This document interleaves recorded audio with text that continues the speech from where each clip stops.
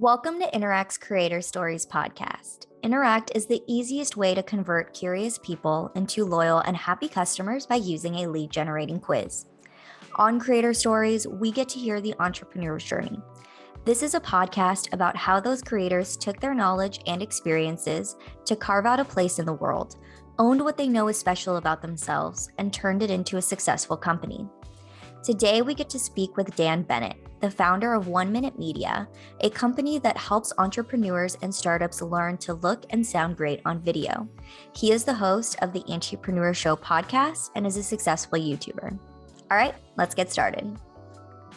Hi, guys, and welcome back to Interact's Creator Stories podcast. I'm your host, Jasmine Solana, and as always, I'm so excited to be here with you. And today with me, I have Dan Bennett from the Antipreneur. Dan, thank you so much for hopping on with us today. Yeah, thanks for having me on. I love sharing my story, especially with other really creative people. And hopefully for anyone watching, you find one of three things: little inspiration, little education, maybe a little motivation. We'll see. I love that. And I know everybody heard your full bio already, but you do a lot of video and podcast work. So can you tell us a little bit more about who you are, what your business is, and then take us back to the beginning? How'd you get started in all of this? Yeah, for sure. The one sentence is, I help entrepreneurs learn how to look and sound good on camera. And generally after that, I be quiet so people ask questions. That takes a multitude of forms, but most of the time I'm working with entrepreneurs who are already awesome. I'm not writing stories for them. I'm not telling them what stories they need to tell. I'm facilitating how awesome they already are. And generally that takes the form of video. So video for me is the vehicle that's taking that story where it's going.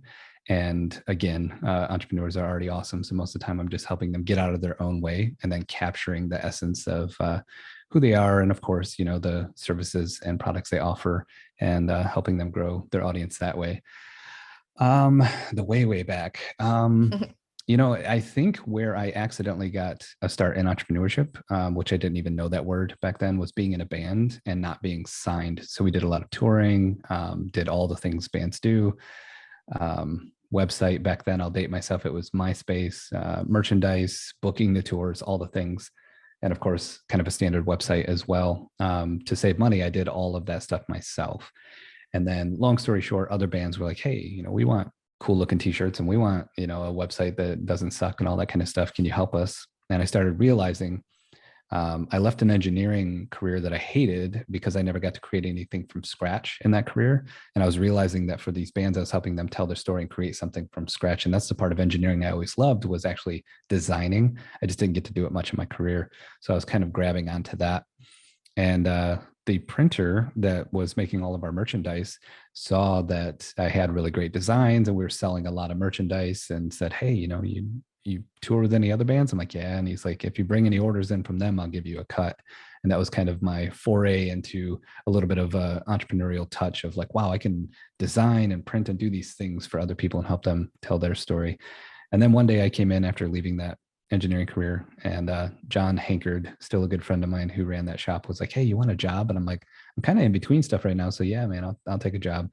And I ended up running the art department for a large apparel printer for about 6 years, and really cut my teeth on what it's like to interact with customers and clients, build what they need and help them tell their story. And that was kind of the launch. And then kind of the final stamp on that was being in a band.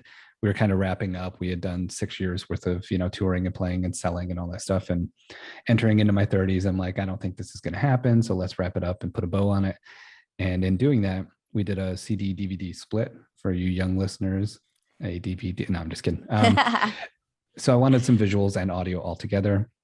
So we shot, you know, like a narrative music video, as well as behind the scenes being in the studio and all that stuff. And that's where I caught the video bug. Was like, wow, this is the most powerful way to tell a story. The design's nice, the print's nice, but really, man, if you can capture in video what you're all about, that's powerful. So that's kind of my transition accidentally into entrepreneurship. And ever since, it's been about helping people who are already doing something awesome, capture that, display it in front of their current audience in a way that makes it seamless for a new audience to come in and watch and listen and hear that story as well, because they're doing such a good job of, you know, sharing that story. So at the end of the day, I call it the medicine and the cheese. I hide great storytelling in the cheese, which is video, which is what a lot of entrepreneurs want. So if you think of like a veterinarian that try and get your dog to take a pill and it won't take it, hide it in some cheese and it goes down a little bit easier. So that in a nutshell is my backstory. I love that. It sounds like you did a ton of different things. Is there any part of you where you wish you could go back to either playing music professionally or even back to engineering? Engineering, definitely not. Best decision I ever made walking away from that career. And the hardest part about walking away from it was that I was good at it. So it was easy. Not saying engineering's easy. It just came naturally to me. So it was never hard to have a job, to make decent money, blah, blah, blah, all the American dream, whatever. Don't miss that at all. It was mind numbing. I was never able to be creative. And most of the roles I had, we were just taking old prints and updating them for a new customer. So I was never getting to create. Music, I feel like we put a really nice bow on it. So like I think not playing professionally opened up the door to be a casual listener. And I could never do that. The whole like you've seen the wizard behind the curtain, you know, when you're in a band, it's more industry than it is like the love of music. And now it's more so of just like throw on a playlist and get some work done. And I can enjoy music in a new way nowadays. So I miss that in the sense of camaraderie and performance on stage, but I wouldn't want to go back to it. I like what I do now. So I love plus I'm that. old. Nah. Well, I asked that question because I feel that, there's people out there where either A, they have like side hustles or, they're in something that they might be in that space where they're not sure it's working anymore, or, they want to try something different. They feel like this is the way to go. What is that transition like? And, how do you work through that? The first thing I'll tell your audience is that I keep it real. And the whole kind of Antipreneur moniker comes from a place of pushing against the status quo. So the first thing I would say is it sucks. Like most things in life, there's good on the other side of the suck, but I can't be like, it's incredible. And like, there's no such thing as failure, only learning and whatever. That's true to a degree, right? But like entrepreneurship's tough. And my kind of analogy for it is always, especially creative entrepreneurship. My analogy for it is if 10 people ask me, should I be an entrepreneur? I see what you do. I got a side hustle. I'm thinking about doing something, starting a business. I want to start a business. What do you think? I say, don't do it. And if 1 out of 10 is like, hey, Dan, don't tell me what I can't do, man, watch me. That's probably the one person that's actually got a shot at finding some success and starting their own business and moving forward. Because you have to have some certain level of don't tell me I can't. And some level of just disregard for comfort and safety and things like that. But if you feel like you're a problem solver and there's a problem that you've identified that needs to be solved, I also feel like there's a slight responsibility there to at least try and do so. So it's kind of how I approach it, I guess. I am often jealous in a very positive way, but still jealous of the people who kind of scratch their own itch, and a bunch of other people wanted that too. And then there was. Oh, I lost you.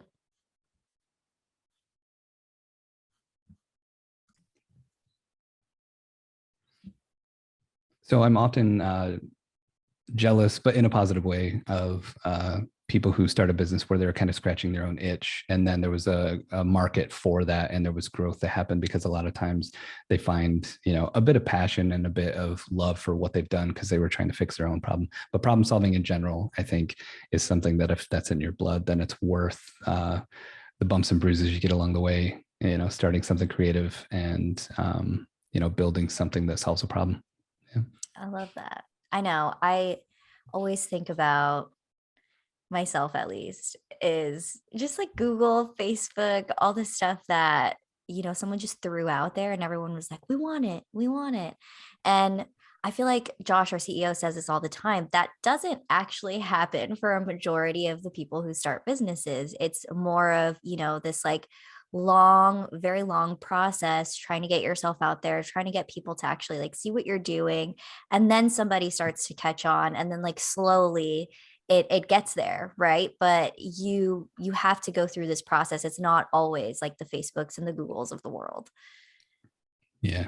I always feel like if there was such thing as unicorns, they would be in the middle of a pack of 100,000 normal horses that are the same color. Like they're out there, but you don't see them from the edge. That's for sure. All you got to do is drive into an industrial, complex anywhere in, middle America and see like 40 businesses you've never heard of, and they don't even have signs out by the road because they're just internal businesses that do a certain function, to realize that, like, yeah, there's not a bunch of Facebooks and Googles out there for sure.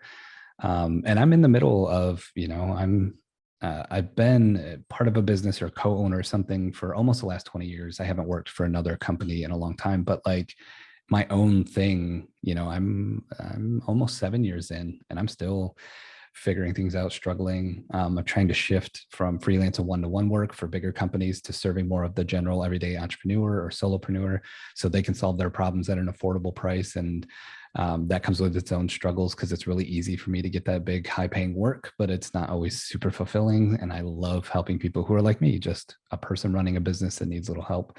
So yeah, there's a lot of different ways to come at it, but sexy is not a term I would use for entrepreneurship myself. No. So when you're getting started in the video industry, right? I'm sure saw were like, okay, this is really cool, but there is a price tag that comes with the sort of equipment that you would need. So for somebody who's getting started, they're really interested in video, how would they kind of keep within budget or get where they need to be, but at an affordable price? Yeah, there's a couple different roads there. If you're doing video work for other people, which I haven't done in a long time, I'm still doing components of that in the work that I do for sure. And I'm creating my own content every week as well. So I'm still producing. But if you're doing video work for other people, there's kind of two ways to do it. And one is to be a really smart collector. The good part is with a lot of electronics, especially cameras and microphones nowadays, they hold their value pretty well. So you can get something used, and there's even ways to find used stuff with warranty still on it. And then when it's time to upgrade, you can coincide a sell with a purchase, so you're not coming straight out of pocket brand new. Or if you're buying brand new, at least you get a little bit of padding from your old gear. So you can level up that way. And I think that's smart.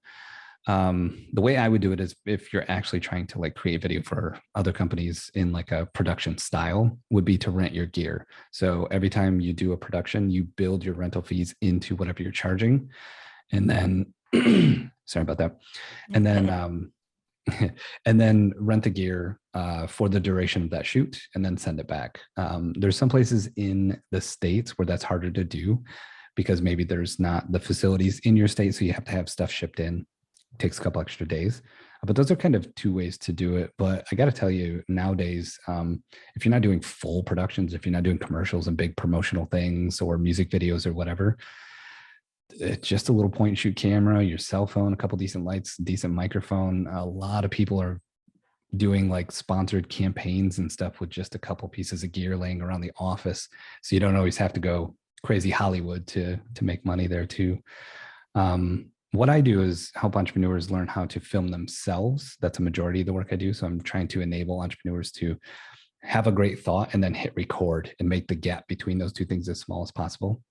So we're still talking about gear and stuff, but a lot of times it's like a DSLR that can plug into your computer and be used as a webcam with a screen that flips out and you can see yourself well. Like that's the requirements, because tech is so good now, you don't need a ton. And a decent microphone at $150 that's USB based, so you can just plug it into your computer too.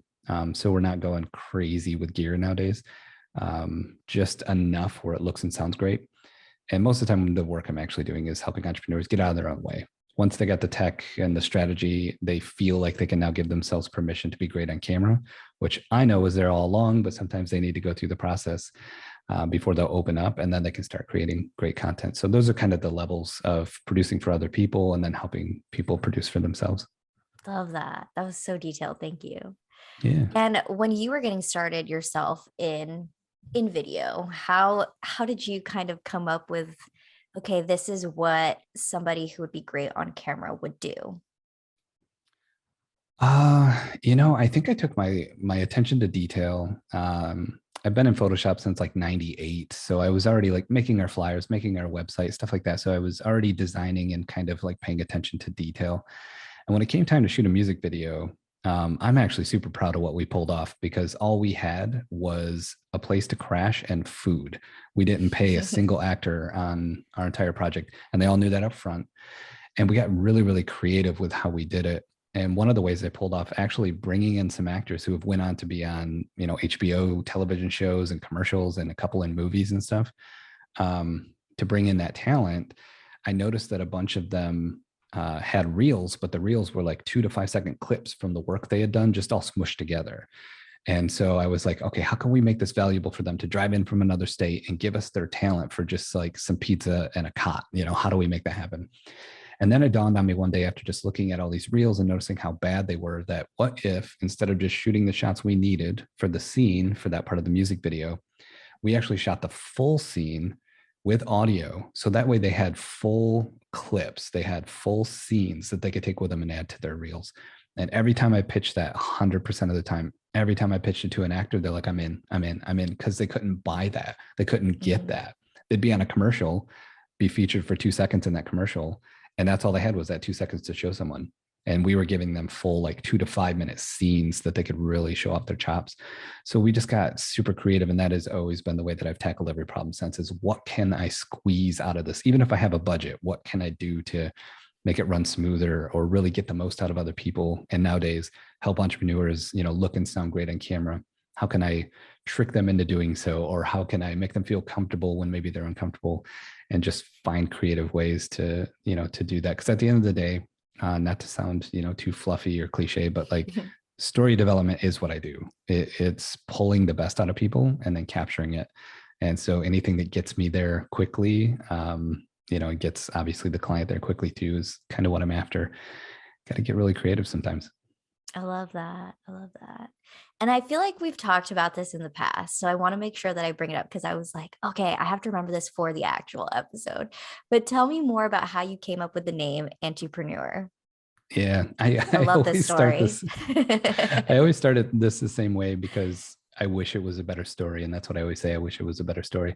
I was just recently at an in-person networking event, and I always wear my Antipreneur t-shirt, and man, does it work. I just grab a whiskey, lean on the wall, and for 2 hours, people come to me and talk to me. So I don't even got to do any work. It's great.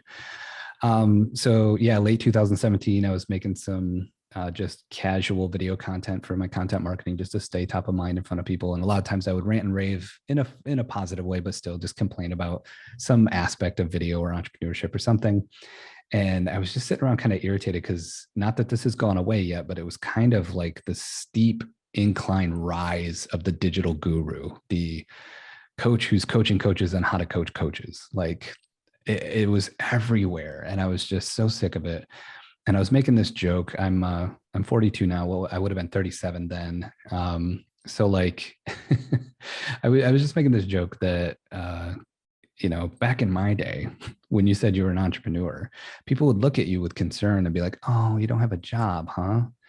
Because you're trying to build something, And in 2017, I'm saying this on camera at the time. Nowadays, it's like this sexy term. And if you say you're an entrepreneur, everyone's like, oh yeah, me too. And you're like, cool, what do you do? And they're like, I got 4,000 Instagram followers. Cool. What's your model? What are you selling? What's your business? I got 4,000 Instagram followers. Like, well, nothing against influencers, but I don't know if you have a business. I don't really know if you're solving a problem yet, And so, just making fun of that fact, I said, forget it. I'm not an entrepreneur. I'm an antipreneur. I'm anti magic pills and silver bullets and blueprints and take my course and you can have a Ferrari or use a laptop on the beach, whatever. I'm more about business fundamentals that matter. But what you build on that foundation is yours. And how dare I tell you what to build? Because most of those things I'm kind of lashing out against are something that worked for someone else and they're trying to sell it to you now, instead of them actually helping you grow your business that's, custom to you. So it kind of went out that way on accident. I didn't plan it. And then my audience was like, wait, what? Huh? Say that. What was that? Antipreneur. Is that a thing, And me being someone who's very open and honest, I'm lazy when it comes to business. I want to get to point B as fast as possible. So when it came time to like launch the podcast and, do a YouTube channel, I just called it the Entrepreneur Show because I didn't want to work too hard at trying to name it. So it kind of stuck. And then the last little fun tidbit to that is that there's a performer named Dan Bennett who kind of had his 15 minutes of fame in like the late 90s, mid to late 90s. came up through the late 70s, early 80s, and he does like, magic and stage performance and all this stuff. I think he's still active, actually, to be honest. And he had been on some late night shows and stuff like that. So when you search Dan Bennett on Google, no matter how many articles I write, no matter how many podcasts I'm on, he still is like the first 3 pages of the results. So if you Google Antipreneur, you're going to find me. So I guess it's kind of my workaround to try and rank on Google as well. It's just look for the Antipreneur. Don't worry about my name. I love that. That actually makes so much sense. It's like yeah, like what do you do with that besides give yourself a cool name? I love that. It's funny because you keep saying, I know you've said this before, that it's not that cool of a story, but it is a cool story because it happens so naturally. And, people kind of gave you this idea in a sense because they were like, hold on, say that one more time. And you were like, oh, this is something they like. Yeah, wait a minute. And one of the beautiful parts about it is currently, not only is it an icebreaker, if I'm at an in-person event, people put themselves in one of 3 piles. It's either indifferent, curious, or they're upset. They're like, hey, I'm an entrepreneur. We're at a networking event. Why does that say Antipreneur? And I just look at them and smile and say, oh, it worked. And then I'd be quiet.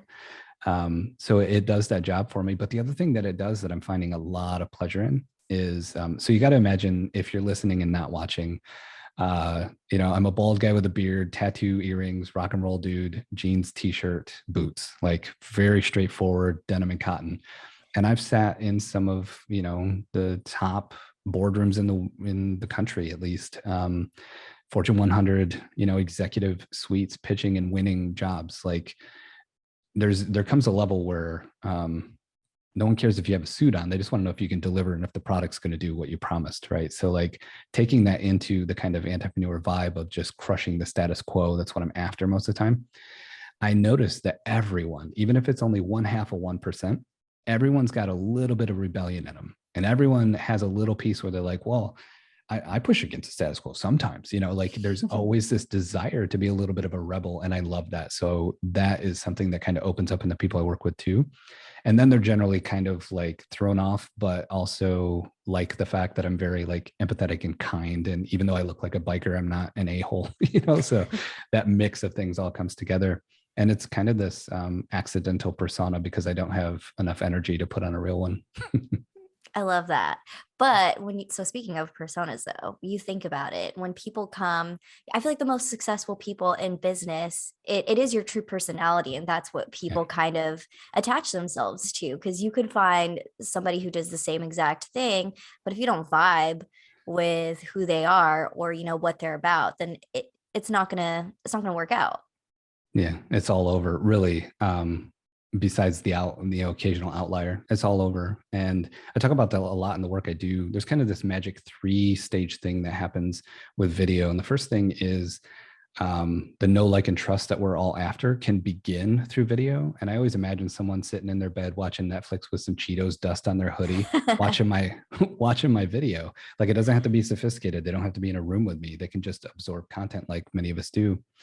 And then the second thing, I don't have a better term for it yet, I call micro fame. If you're on a screen and you do it well, you don't have to be incredible, but if you look and sound good and you know your stuff, you start to build a rapport with people without even knowing them. And there's this little bit of like, oh, hey, you're the guy from those videos. I've had a lot of people take me up on my like 15-minute free strategy call and be at the beginning of the call and be like, I can't believe I'm like talking to you. And I'm like, I'm just a dude in Texas. Like, it's okay. Don't worry. But there's something that comes with being kind of an authority in your field and being on screen that starts to establish that kind of connection. And then the third thing is, if you are in real life, so say you do have coffee or you jump on a Zoom call or strategy call, discovery call, anywhere where they get to meet you, quote unquote, kind of in real life, and you hold up their expectations of you based on what they've seen in video, it's a done deal because now they know you're legit, you're how you were in those videos, they want to work with you, or maybe they don't, and that decision can be made at that time. And that little 3-stage thing with video is one of the reasons I think it's the most powerful medium as far as, marketing and storytelling.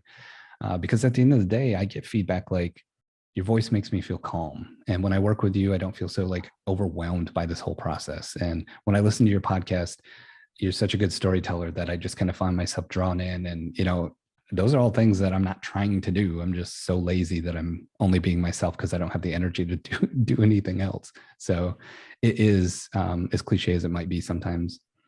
I just put out a video a couple of days ago on how to not make boring videos. And one of the things was like, be yourself. Like it is your secret weapon because it's the one thing that no one else can do. So I'm definitely all for it. Yeah, so true. So true. What was it? I feel like it was a couple days ago. I was watching, scrolling on Reels on Instagram, and I noticed everybody sounds exactly the same. They do this like perk up in their voice, and they talk like even the fluctuations of how they speak Yeah. is exactly the same. Yeah. And at that point, you have to think about it. If you are scrolling or you're on YouTube, if you sound exactly like everybody else, no one's gonna want to watch you. But if you have that one little thing that makes you you, people are gonna be like, that's a little different. And even better if Yeah. everybody else sounds the same and you don't. And all of these things can be traced back to effective storytelling and the components and tools of storytelling that have worked for millennia. One of the great things is pattern interrupt. It exists for a reason. Another one that I preach all the time is leading with conflict, showing the dirt under the rug, pointing out the problem, getting occasionally at least away from the bells and whistles and services and all of the like results you're going to get. Those are important, but sometimes you got to point out what sucks and how you're helping people stay away from what sucks. The video I'm editing right now to go on my main the Antipreneur.com page, because a lot of people show up there and they're like, I kind of know what you do, but I kind of don't. So I made a video just to put there.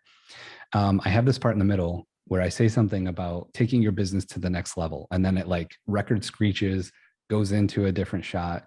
And I'm like, don't you hate when people say take your business to the next level? Like, what does that even mean? Right? What if you like the level you're at? What if me saying take it to the next level is implying that you're at a level you shouldn't be at? What if we just create a great video at the level you're at so you can more effectively communicate to your audience? Anyway, back to the show, and I go back to the rest of the video. That's kind of the Antipreneur way. It's let me interrupt this. Let me poke fun at something that's ridiculous. Let me say, man, all these videos look the same. I think I'm going to do mine in black and white today, just so someone can be like, well, that was different, and I love that you notice those patterns, because I think one of the most powerful things you can do is interrupt them. I love that. Love that so much. That's great. Well, I have two last questions for you. If you're up for it. Yep, there you go. Yeah. Okay, second to last question. What are three things most people would not know about you? Well, before they listen to this show, most people don't know I was in a band and toured. Got to open for some of my heroes, tour with some of my heroes, do some really fun things and meet some incredible people all over the United States. If you're up for it, I can give a link to our old music video that you can put in the show notes, and people can watch a music video if they want. And I also it's kind want of to fun. see it. It's kind of fun. It's like really hard rock, so be prepared. But like, it's kind of fun because I can sing, but I don't just like walk around every day singing, especially as an entrepreneur. So a lot of times people watch it and they're like, I was expecting that to be terrible.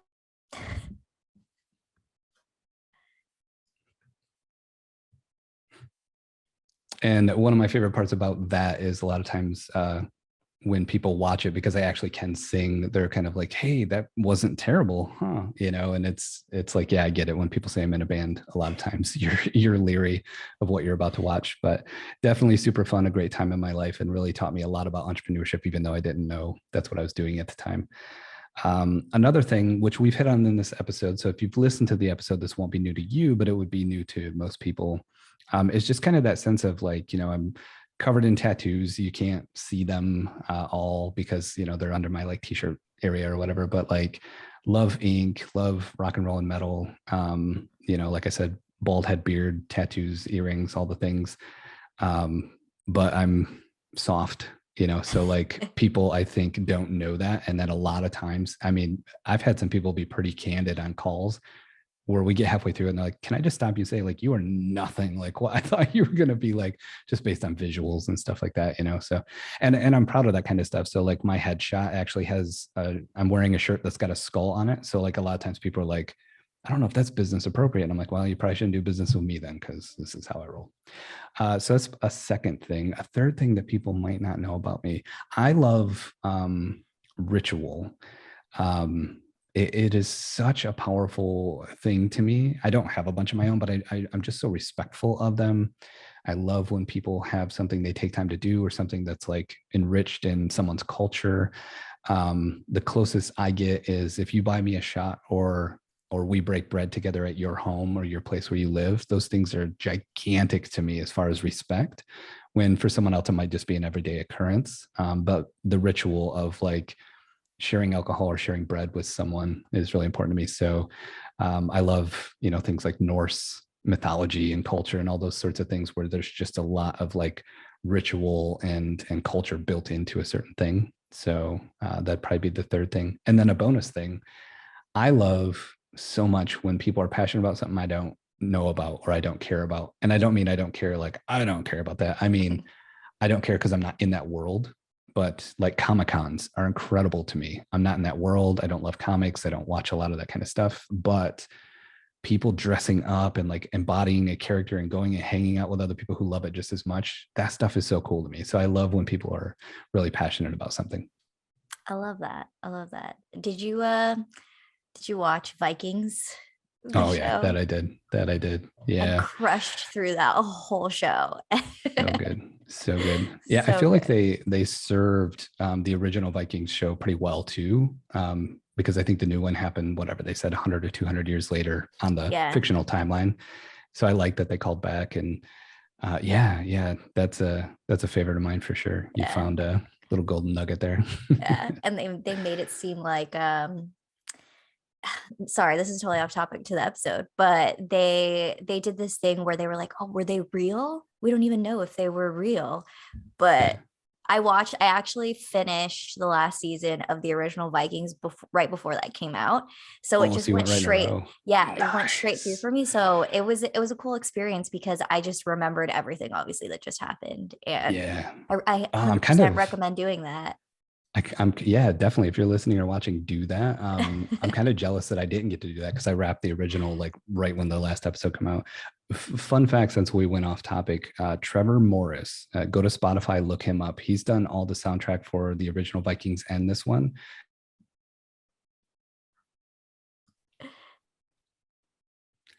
So fun fact, because we went off topic a little bit, Trevor Morris, if you look him up on Spotify, he's done all of the soundtracking for both Viking series as well as some other stuff you would recognize. And I'm one of those weirdos that falls asleep to like tribal music and Viking music and stuff like that when I go to bed. So he's a fun one to listen to, really accomplished musician. So I love yeah. that. I wonder if he did that really big TikTok sound. It's just like I don't know music very well, but it sounds like something that came Yeah. out of Vikings. And it's like usually like people talking about how scary the ocean is. Oh, I know what you're talking about. Yeah, I'll it's have like to look and it because goes he's like, had his hand in a, yeah. it's just like that for super long. And I'm like, whoa, Yeah. this is nuts. I Um, wouldn't be surprised. I wouldn't. I gotta double check to see if that's it, and then I'll let you know.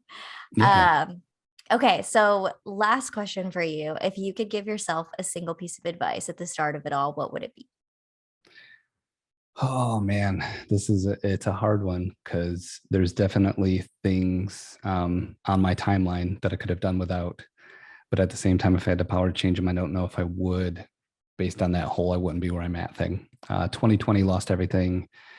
Shut down my business, personal bankruptcy. I was being sued. All my tenants quit paying rent because they couldn't be enforced. Evictions couldn't be enforced. Very quickly, I call it the great Band-Aid rip of 2020. Lost everything. And many people did. So I'm definitely not like making, any less of that. And in that time, I had 12 people. I counted them because I got so frustrated that it was happening. I had 12 different people say, man, this sucks, dude. And I'm watching what's happening. It's tough. And you're selling your stuff out of storage just to pay groceries. And like, holy crap. I'm finding solace. This is them saying this to me. I'm finding solace in knowing that you're such a resilient person. I've watched you be resilient for decades. And the 12th person who said that was a good friend of mine, Rob. And because he's a good friend, I was like, can I keep it real with you? And he's like, yeah. And I'm like, it really upsets me that you just said that. And he's like, well, I'm sorry. I'm like, no, it's not you. It's me. But, you're the 12th person to say, like, it's a good thing you're resilient, man. And I started thinking, when does resiliency actually become stupidity? And maybe you should stay down and not get hit by that next swing that's coming at your face, right? And I dealt with that.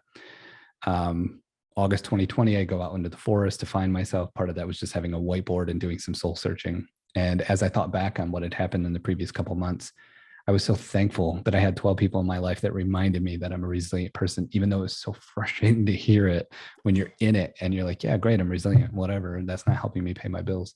It is actually, right? So if I could go back and tell myself something at any of the chapters of my life, it would be that the things that seem the most frustrating and the things that seem like they aren't that big of a deal often turn out to be that way. It's something that anyone can tell you, the best, the brightest, the deep thinkers can tell you, but until you experience it yourself, you just don't know. So maybe the one way you would listen to someone else instead of experiencing it yourself is if it was you coming back in time to tell you.